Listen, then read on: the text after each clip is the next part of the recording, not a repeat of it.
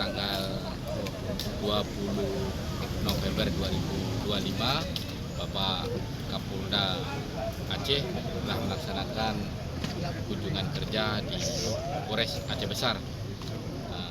Beliau mengecek memastikan bahwa kegiatan operasional yang ada di Polres Aceh Besar dapat berjalan dengan baik, dan alhamdulillah Bapak Kapolda juga telah memberikan arahan kepada kita agar menghindari pelanggaran-pelanggaran yang akan terjadi maupun pelanggaran-pelanggaran yang mungkin akan dilakukan penindakan ketika melakukan itu sendiri. Ada yang diresmikan hari ini, Pak, dan selanjutnya pelayanan apa yang diberikan? Oke, terima kasih Bapak Kapolda.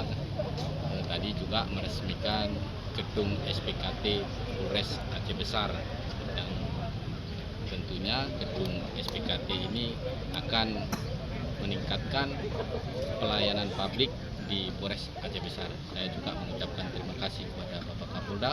Saya mengucapkan terima kasih kepada pemerintah daerah Aceh Besar.